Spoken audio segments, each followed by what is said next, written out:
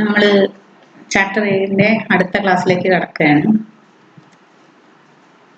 Moment of inertia of rigid bodies. നമ്മൾ ഈ ചാപ്റ്ററിൽ കാണാൻ പോകുന്നത് വ്യത്യസ്തങ്ങളായ റിജിഡ് ബോഡികളുടെ മൊമെന്റ് ഓഫ് ഇനേർഷ്യയാണ്. അപ്പൊ എന്താണ് മൊമെന്റ് ഓഫ് ഇനേർഷ്യ നമുക്ക് ഒന്നുകൂടി ഓർത്തു നോക്കാം. ഇനേർഷ്യ എന്നത് ട്രാൻസ്ലേഷൻ മോഷനിൽ ഇനേർഷ്യ എന്ത് ചെയ്യുന്നുവോ ആ പ്രവൃത്തിയാണ് റൊട്ടേഷണൽ മോഷനിൽ ആര് ചെയ്യുക? മൊമെന്റ് ഓഫ് ഇനേർഷ്യ ചെയ്യുക. അതായത് അത് റൊട്ടേഷന് എഗെയിൻസ്റ്റ് ആയിരിക്കും അല്ലെ. ട്രാൻസ്ലേഷൻ മോഷനിൽ ഇനേർഷ്യ എന്ന് പറയുന്നത് ആ കണ്ടീഷനിൽ തന്നെ തുടരുന്ന അവസ്ഥയാണ്. റെസ്റ്റ് ആണെങ്കിൽ റെസ്റ്റ്, യൂണിഫോം വെലോസിറ്റി ആണെങ്കിൽ യൂണിഫോം വെലോസിറ്റി. അപ്പൊ അതുപോലെ തന്നെയാണ് റൊട്ടേഷണൽ മോഷനിലും മൊമെന്റ് ഓഫ് ഇനേർഷ്യ എന്ന് പറയുന്ന ഫാക്ടർ എന്താണ്? ബോഡി റെസ്റ്റിലാണെങ്കിൽ മൊമെന്റ് ഓഫ് ഇനേർഷ്യ റെസ്റ്റിൽ തന്നെ കണ്ടിന്യൂ ചെയ്യാൻ വേണ്ടി പ്രേരിപ്പിക്കും ബോഡിയെ. ബോഡി യൂണിഫോം മോഷനിലാണെങ്കിൽ അതുപോലെ തന്നെ കണ്ടിന്യൂ ചെയ്യാൻ വേണ്ടി പ്രേരിപ്പിക്കും. അപ്പൊ അത്തരം ഒരു കൺസെപ്റ്റാണ് ഈ മൊമെന്റ് ഓഫ് ഇനേർഷ്യ എന്ന് പറയുന്നത് റൊട്ടേഷണൽ മോഷനിലെ. അപ്പൊ നമുക്ക് നോക്കാം വ്യത്യസ്ത ബോഡികളുടെ moment of inertia. I = mr² ആണല്ലോ നമ്മൾ പഠിച്ച ജനറൽ ഇക്വേഷൻ. ആ ഇക്വേഷൻ ഉപയോഗിച്ച് വ്യത്യസ്ത ബോഡികളുടെ മൊമെന്റ് ഓഫ് ഇനേർഷ്യയാണ് നമ്മൾ കാൽക്കുലേറ്റ് ചെയ്യാൻ പോണത്. അപ്പോൾ ആദ്യം പറയാനുള്ള കാര്യം എന്താ വെച്ചാൽ മൊമെന്റ് ഓഫ് ഇനേർഷ്യ ഒരു ബോഡി എടുക്കുമ്പോൾ മൊമെന്റ് ഓഫ് ഇനേർഷ്യ എന്ന് പറയുന്നത് ഒരു ആക്സിസിനെ ഡിപ്പെൻഡ് ചെയ്തിട്ടാണ് ഉണ്ടാവുക. അതായത് ആ ബോഡിയുടെ ഉള്ളിലൂടെ കടന്നു പോകുന്ന ഒരു ആക്സിസ്, അത് പെർപെൻഡിക്കുലർ ആക്സിസ് ആണ്. അപ്പോൾ അതിന്റെ പൊസിഷൻ അനുസരിച്ച് മൊമെന്റ് ഓഫ് ഇനേർഷ്യ മാറും എന്ന് നിങ്ങൾക്ക് ഇപ്പൊ കാണാൻ പറ്റും. നമ്മൾ അതിലേക്ക് ആ ഡെറിവേഷനിലേക്കാണ് പോകുന്നത്. അപ്പോൾ അതിൽ ഏറ്റവും സിമ്പിൾ ആയിട്ടുള്ള ഒന്നാമത്തെ കേസ് എടുക്കാം. ഈ കേസുകൾ വളരെ ശ്രദ്ധിച്ച് വായിക്കണം, ഇല്ലെങ്കിൽ ഇക്വേഷൻസ് തെറ്റിപ്പോകുന്നുള്ളത് നിങ്ങൾ ഇങ്ങനെ വഴിയെ കാണും. Rigid road of negligible mass ആണ് ഒരു വടിയുടെ കഷ്ണം. പക്ഷെ ആ വടിയുടെ കഷ്ണത്തിന് നമ്മളൊരു സ്പെഷ്യൽ കണ്ടീഷൻ എടുക്കുകയാണ്, നമുക്ക് അങ്ങനെ ഒരു വടിയുടെ കഷ്ണം കിട്ടണ്ടാവില്ല. മാസ് ഇല്ല. Of length L with a pair of small masses. ശരിക്കും ഇവിടെ എന്താണ് ഉദ്ദേശിക്കുന്നത് വെച്ചാൽ 2 മാസസ് ഉണ്ടെങ്കിൽ അതിന്റെ മൊമെന്റ് ഓഫ് ഇനേർഷ്യ എന്താണ് എന്നാണ് നമ്മൾ നോക്കാൻ പോകുന്നത്. അപ്പൊ നമുക്ക് വെറുതെ 2 മാസിനെ വെക്കാൻ പറ്റൂലല്ലോ. അതുകൊണ്ട് നമ്മൾ 2 മാസിനെ ഒരു ഭാരമില്ലാത്ത വടിയുടെ 2 അറ്റത്തായി നമ്മൾ വളരെ ചെറിയ 2 മാസ് M1 ഉം M2 ഉം കൂടി അറ്റാച്ച് ചെയ്ത് വെച്ചിരിക്കുകയാണ്. ഇനി rotating about an axis through the centre of mass perpendicular to the road. ഇതൊക്കെ വളരെ ഇമ്പോർട്ടന്റ് ആണ്. Through the rotating about an axis through the centre of mass. ആ വടിയുടെ സെന്റർ ഓഫ് മാസിലൂടെ ഒരു ആക്സിസ് കടത്തി വിടുകയാണ്. അത് പെർപെൻഡിക്കുലർ ടു ദ റോഡാണ്. എന്താണ് പെർപെൻഡിക്കുലർ ടു ദ റോഡ് എന്ന് പറഞ്ഞാൽ ആ വടിയിലൂടെ നടുവിലൂടെ കുത്തിക്കയറി മുകളിലേക്ക് പോവുക. അതിനെയാണ് നമ്മൾ പെർപെൻഡിക്കുലർ ടു ദ റോഡ് എന്ന് പറയുന്നത്. ഇതാണ് ആ റോഡ് എന്ന് വിചാരിച്ചോളൂ. ഇതാണ് ആ റോഡെങ്കിൽ പെർപെൻഡിക്കുലർ എന്ന് പറഞ്ഞിട്ടുണ്ടെങ്കിൽ ഇങ്ങനെയാണ് ആ ആക്സിസ് ഉണ്ടാവുക. അപ്പൊ ഈ റോഡ് ഈ ആക്സിസിന് പെർപെൻഡിക്കുലർ ആയിട്ട് ഇങ്ങനെ റൊട്ടേറ്റ് ചെയ്യും. മനസ്സിലായില്ലേ? ഇതാണ് പെർപെൻഡിക്കുലർ എന്ന് പറയുന്ന ആക്സിസ്. ഇതാണ് നമ്മളെ റോഡ്, ഇതാണ് ആ പെർപെൻഡിക്കുലർ ആക്സിസ്. ഇനി നോക്കാം എന്താണ് ഇതിലത്തെ ആദ്യത്തെ ഇക്വേഷൻ. നമ്മൾ കാണാൻ പോകുന്ന മൊമെന്റ് ഓഫ് ഇനേർഷ്യ ആണ്. I = mr² ആണ്.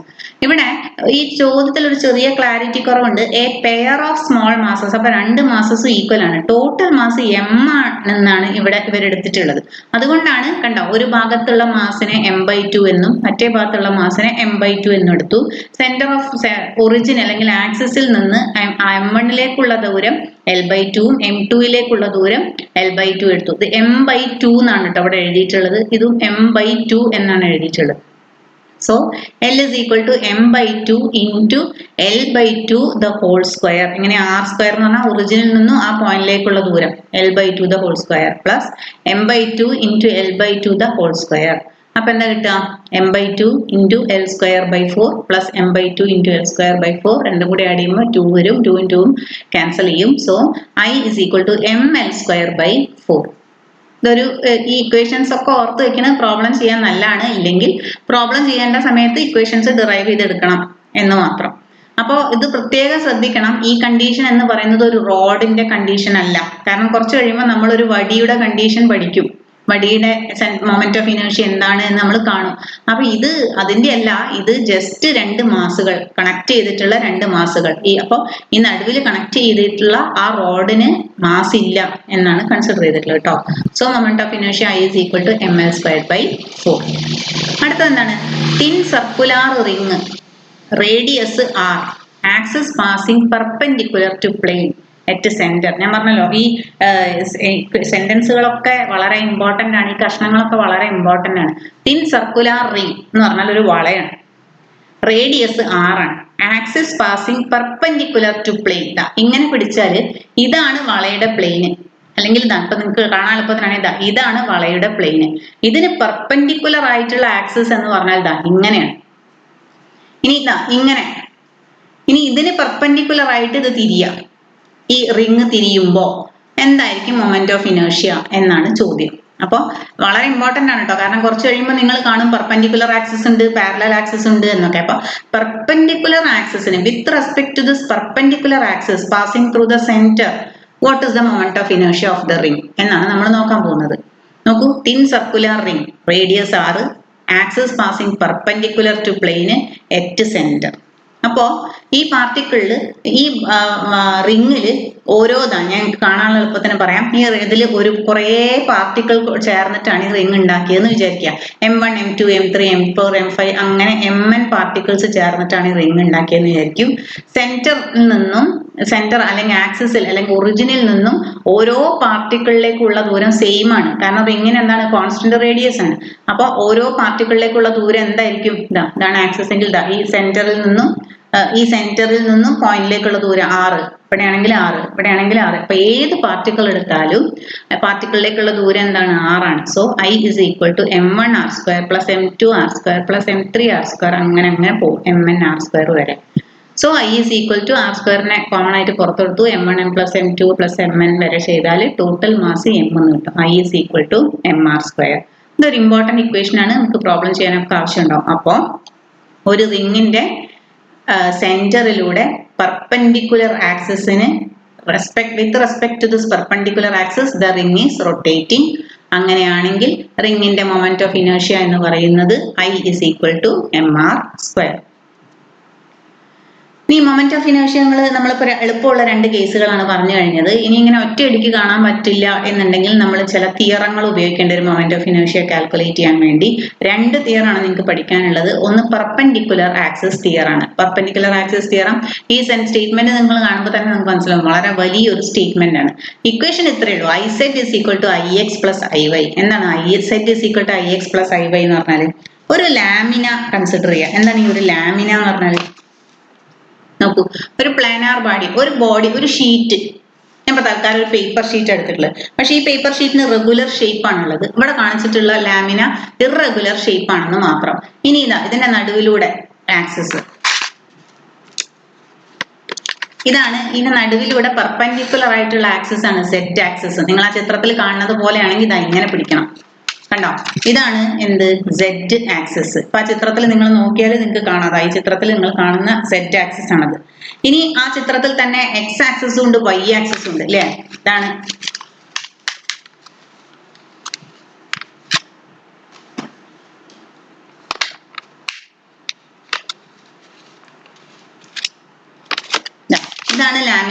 Lamina Z axis. ഇതിപ്പോ എല്ലാം കൂടി പിടിക്കാൻ എനിക്ക് നടക്കില്ല എന്നുള്ളതാണ്. അത് Z ആക്സിസ്. ഇനി X ആക്സിസ് ഈ പ്ലെയിനിൽ ഇവിടെ തന്നെ ഉണ്ടാവും. ഇനി ഇതിലൂടെ തന്നെ എന്തുണ്ടാവും? Y ആക്സിസും ഉണ്ടാവും. കണ്ടോ? ഈ 3 എണ്ണം. ഇതാണ് ആ ചിത്രം. X ആക്സിസ്, Y ആക്സിസ്, ലാമിനയുടെ പ്ലെയിൻ തന്നെ, അതായത് ആ ഷീറ്റിൽ തന്നെ ആണ് X ആക്സിസും Y ആക്സിസും ഉള്ളത്. Z ആക്സിസ് ആണ് ആ ഷീറ്റിന് പെർപെൻഡിക്കുലർ ആയിട്ടുള്ളത്. ചിത്രം കാണിക്കുകയാണെങ്കിൽ ഇതുപോലെ ഉണ്ടാവും, ഇതുപോലെ ഉണ്ടാവും. ഇതാണ് ആ ചിത്രം, അവിടെയുള്ള ചിത്രമാണ് ഇപ്പൊ നിങ്ങൾ കാണുന്ന ഈ രൂപം. അപ്പൊ Z ആക്സിസ് ആണ് പെർപെൻഡിക്കുലറായി മുകളിലേക്ക് നിൽക്കുന്നത്. X ആക്സിസും Y ആക്സിസും പെർപെൻഡിക്കുലർ ടു ഈച്ച് അതർ ആണെങ്കിലും അവരെവിടെ തന്നെയാണ്? പ്ലെയിൻ ഷീറ്റിൽ തന്നെ ആണ്, അതേ പ്ലെയിനിൽ തന്നെ ആണ്. അപ്പോൾ ആ പെർപെൻഡിക്കുലർ ആയിട്ടുള്ള ആക്സിസിലൂടെ ഉള്ള മൊമെന്റ് ഓഫ് ഇനേർഷ്യ, അതായത് ഞാൻ ബാക്കി ആക്സിസ് ഒക്കെ എടുത്തു മാറ്റി പെർപെൻഡിക്കുലർ ആക്സിസ് മാത്രം വെക്കാൻ കേട്ടോ. ഇങ്ങനെയാണ് ഈ ലാമിന റൊട്ടേറ്റ് ചെയ്യുന്നത്. നമ്മൾ നേരത്തെ വളയുടെ കേസിൽ പറഞ്ഞ പോലെ തന്നെ ഇങ്ങനെയാണ് റൊട്ടേറ്റ് ചെയ്യുന്നത് എങ്കിൽ പെർപെൻഡിക്കുലർ ആയിട്ടുള്ള ആക്സിസിലൂടെയുള്ള moment of inertia IZ is equal to IX plus IY. Moment of inertia through X axis plus moment of inertia through Y axis. Perpendicular ആയിട്ടുള്ള ആക്സിസിലൂടെയുള്ള moment of inertia എന്ന് പറയുന്നത് sum of moment of inertia through X axis and Y axis ആണ്. ഇനി ഈ sentence എന്തുകൊണ്ടാണ് ഇത്രയും വലുതായത്? Perpendicular ആക്സിസിലൂടെയുള്ള moment of inertia എന്ന് പറയുന്നത് പ്ലെയിനിലുള്ള രണ്ട് ആക്സിസിലൂടെയുള്ള മൊമെന്റ് ഓഫ് ഇനേർഷ്യയുടെ സമ്മാണ് എന്നാണ് ഈ സെന്റൻസ് പറയുന്നത്. ഇനി ഈ സെന്റൻസ് പഠിക്കാൻ ഭയങ്കര ബുദ്ധിമുട്ടാണെങ്കിൽ ചിത്രം ഓർത്ത് വെച്ചോളൂ. ചിത്രം കൃത്യമായിട്ട് വരയ്ക്കാൻ അറിയണം. ഒരു ഇറഗുലർ ഷേപ്പ് വരയ്ക്കുക, പെർപെൻഡിക്കുലർ ആയിട്ടുള്ള ആക്സിസ് സെറ്റ് വരയ്ക്കുക, ആ ഷേപ്പിൽ തന്നെ അതേ പ്ലെയിനിൽ തന്നെ എക്സ് ആക്സിസും വൈ ആക്സിസും വരയ്ക്കുക. എന്നിട്ട് എന്ത് എഴുതാം? I set is equal to I X plus I Y എന്ന് എഴുതാം. എന്താണ് പെർപെൻഡിക്കുലർ ആക്സിസ് തിയറം എന്ന് വെച്ചാൽ ഇത് എഴുതിയാൽ മതി. എന്നിട്ട് എന്ത് താഴെ ഒരു ഇതും കൂടി എഴുതണം. ഐ സെറ്റ് എന്ന് പറഞ്ഞാൽ എന്താണ്? Moment of inertia through zed axis. I X എന്ന് പറഞ്ഞാൽ moment of inertia through X axis. I Y എന്ന് പറഞ്ഞാൽ moment of inertia through Y axis. എന്നിട്ട് ഒരു സെന്റൻസ് കൂടി എഴുതാം. Zed axis is perpendicular to both X and Y which are in the same plane. അത്രയും എഴുതിയാൽ ഈ സെന്റൻസ് ആയി. Moment of inertia of a planar body lamina, അതായത് sheet ആണ് ഉദ്ദേശിച്ചത്, about an axis perpendicular to its plane is equal to sum of its moment of inertia about to perpendicular axis lying in the plane of the body. അടുത്ത parallel axis theorem. എന്താണ് parallel axis theorem പറയുന്നത്? Moment of inertia of a body about an axis, ഏതെങ്കിലും ഒരു ആക്സിസിലൂടെ, is equal to sum of moment of inertia of the body about a parallel axis passing through its centre of mass and products of it's mass and square of the distance between the two parallel axis. അതും statement വളരെ വലിയ statement ആണ്. എന്താണ് എന്ന് നമുക്ക് നോക്കാം. ഇതാണ് എന്താണ് സെന്റർ ഓഫ് മാസിലൂടെയുള്ള ആക്സിസ് എന്ന് വിചാരിച്ചോളൂ അല്ലെ. ഇതാണ് ഷീറ്റ്. സെന്റർ ഓഫ് മാസിലൂടെയുള്ള ആക്സിസ് ആണിത്. അപ്പോ ഇവിടെ ചോദിച്ചിട്ടുള്ളത് എന്താ വെച്ചാല് വേറെ ഏതോ ഒരു ആക്സിസിലൂടെയുള്ള മൊമെന്റ് ഓഫ് ഇനേർഷ്യ കണ്ടുപിടിക്കണം.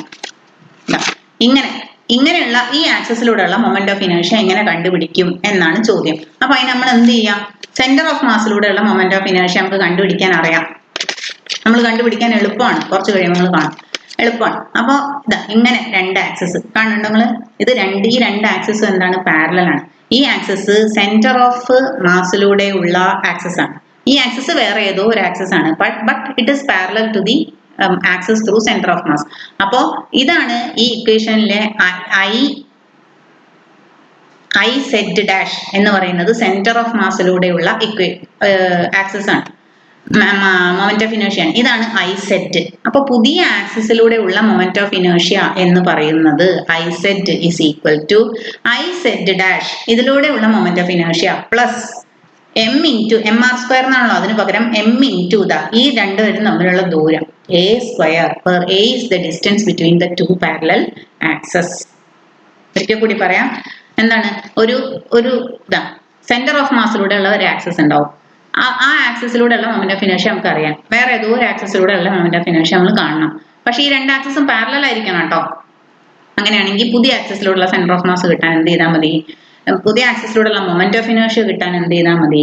സെന്റർ ഓഫ് മാസിലൂടെയുള്ള ആ ആക്സിസ് ഉണ്ടല്ലോ, അതിലൂടെയുള്ള moment of inertia plus M A square. M എന്ന് പറയുന്നത് ടോട്ടൽ മാസ് ഓഫ് ദ ബോഡിയാണ്.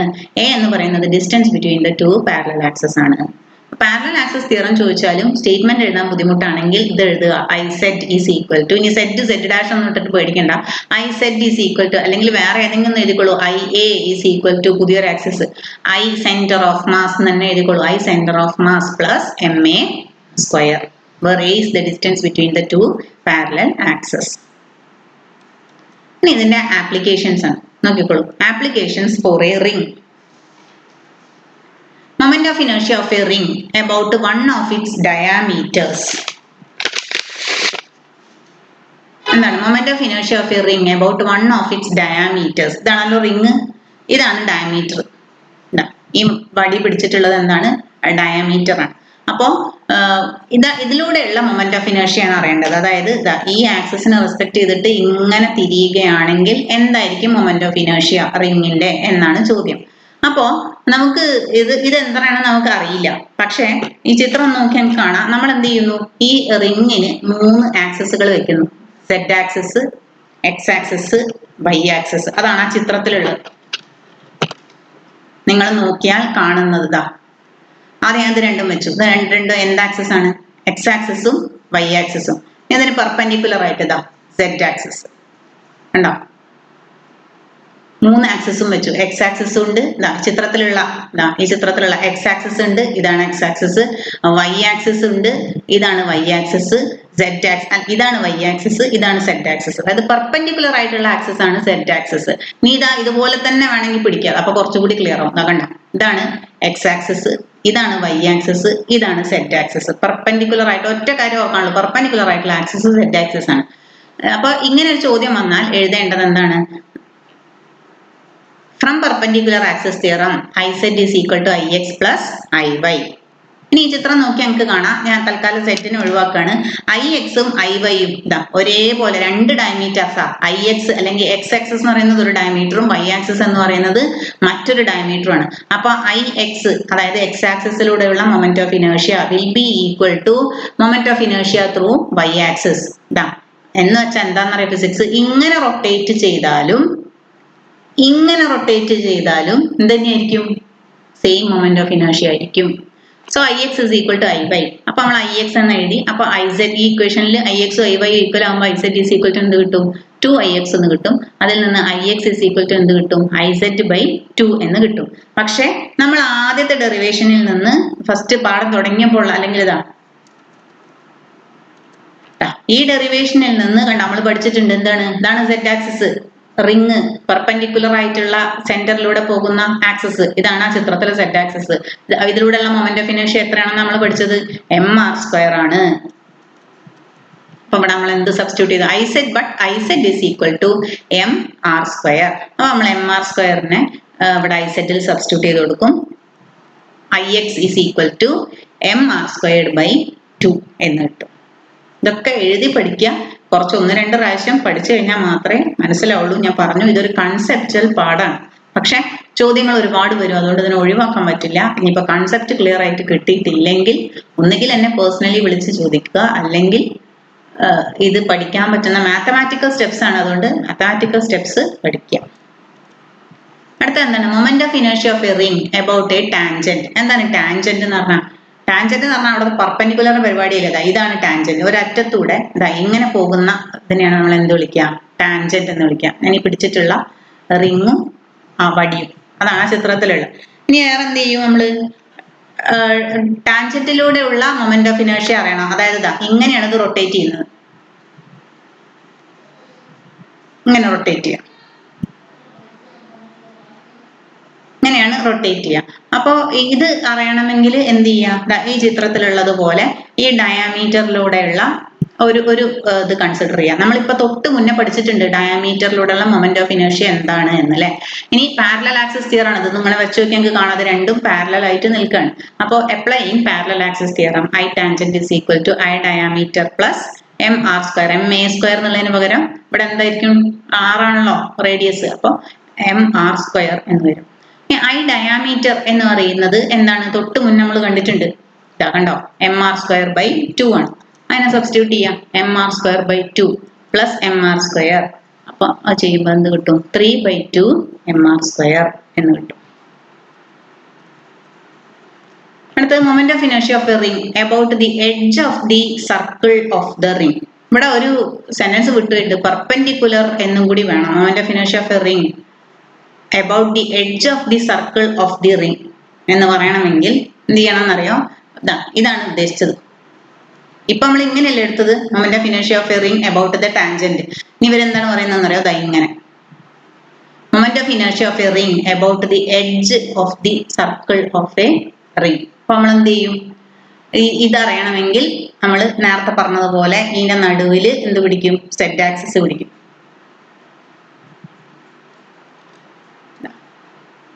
സെഡ് ആക്സിസിനെ നടുവിലുള്ള പെർപെൻഡിക്കുലർ ആയിട്ടുള്ള സെഡ് ആക്സിസ് പിടിക്കുക. അപ്പൊ അതിന് പാരലൽ ആയിരിക്കും ആര്?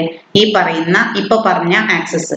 Moment of inertia of a ring about the edge of the circle of the ring passing perpendicular എന്ന് പറയണം ശരിക്കും. ഇല്ലെങ്കിൽ ഇങ്ങനെയാണോ എന്ന് കൺസിഡർ ചെയ്ത് കഴിഞ്ഞാൽ നേരത്തെ അതേ കണ്ടീഷൻ തന്നെ ആയിപ്പോ, ടാൻജന്റ് ആയി പോകുന്നത്. അപ്പോൾ ടാൻജന്റ് അല്ല പറഞ്ഞിട്ടുള്ളത്, ടാൻജന്റ് ആണെങ്കിൽ അങ്ങനെ തന്നെ പറയും. അപ്പോൾ ഇങ്ങനെയാണ് ഇത് പിടിക്കേണ്ടത്. അപ്പൊ ഇതൊന്ന് നോക്കിയാൽ നമുക്ക് കാണാൻ കണ്ടോ, ഇത് രണ്ടും പാരലൽ ആക്സിസ് ആണ് അല്ലെ. അപ്പൊ വീണ്ടും നമ്മൾ എന്ത് ചെയ്യാം? Iz അല്ലെങ്കിൽ Iz അവിടെയുള്ള ഇക്വേഷൻ തന്നെ പറയാം. Iz' is equal to Iz plus ma². Iz എന്ന് പറയുന്നത് ഇതാണ്, Iz' എന്ന് പറയുന്നത് ഇതാണ്. അപ്പോൾ ഐസെറ്റ് എന്ന് പറഞ്ഞാൽ നേരത്തെ നമ്മളെ ഫസ്റ്റ് കണ്ടീഷൻ റിങ്ങിന്റെ നടുവിലൂടെ പോകുന്നത് അത് എത്രയാണ് mr² ആണ്. പ്ലസ് പാരലൽ ആക്സിസ് തിയറം ഉപയോഗിക്കുമ്പോൾ എന്താണ് I Z dash is equal to I Z plus ma². അപ്പോൾ I edge is equal to I centre plus mr². I സെന്ററിലൂടെ ഉള്ളത് എത്രയാണ് mr² ആണ്. mr² പ്ലസ് mr² 2mr² എന്ന് കിട്ടും.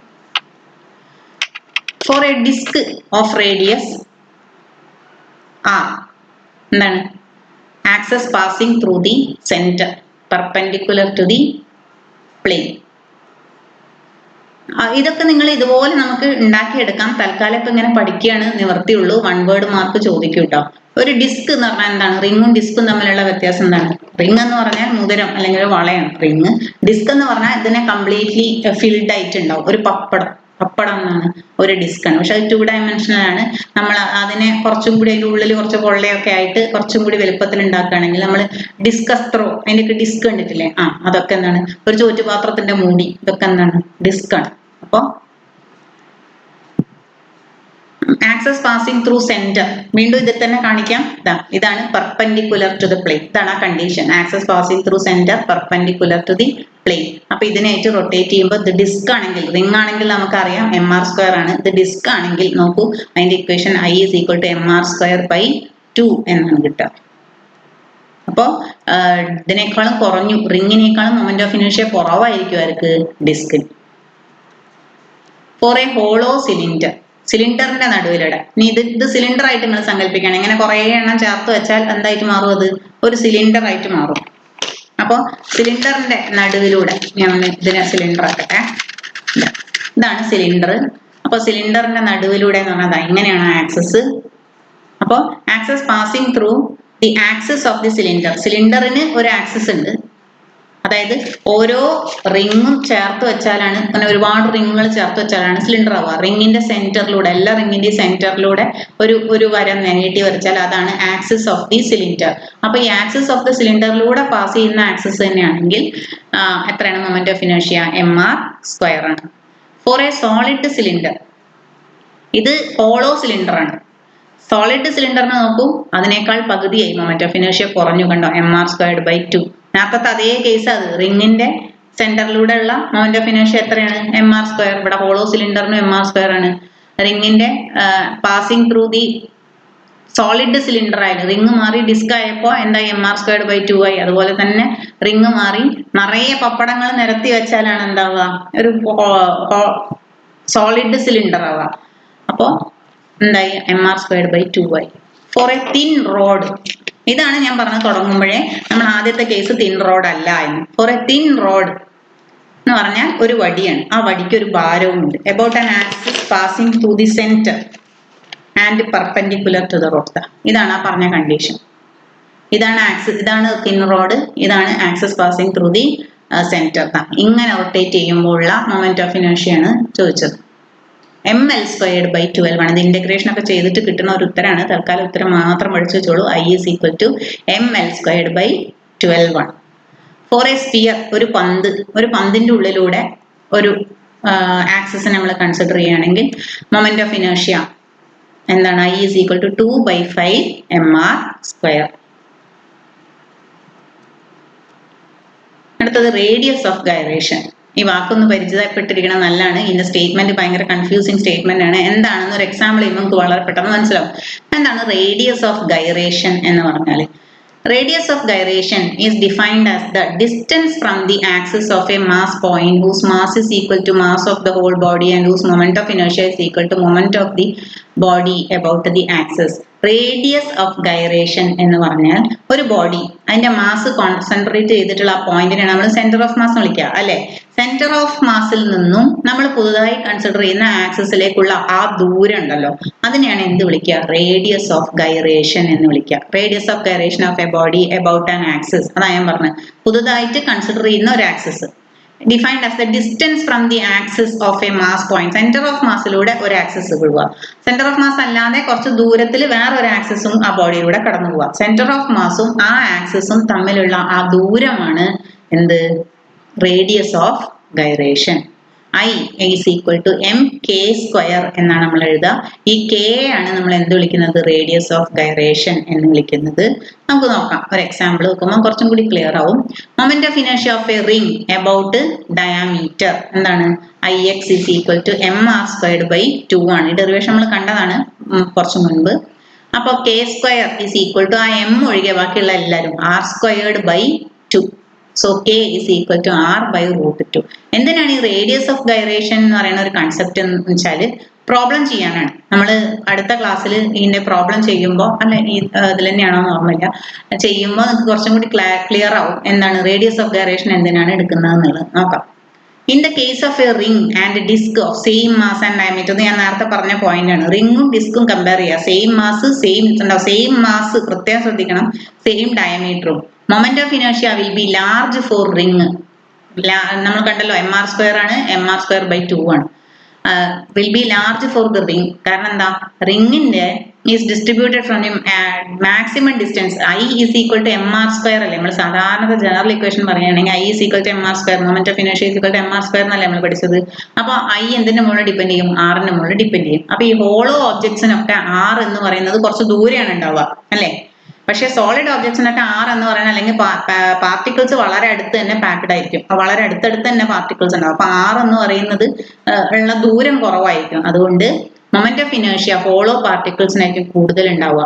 സോളിഡ് പാർട്ടിക്കിൾസിനേക്കാളും ഹോളോ പാർട്ടിക്കിൾസിന്റെ മൊമെന്റ് ഓഫ് ഇനേർഷ്യ കൂടുതലായിരിക്കും. അതുകൊണ്ടാണ് റിംഗിന്റെ moment of inertia will be large. അപ്പൊ അതിന്റെ പ്രോബ്ലം നമ്മൾ അടുത്ത ക്ലാസ്സിൽ ചെയ്യുമ്പോൾ കുറച്ചുകൂടി ക്ലിയർ ആവും. Thank you.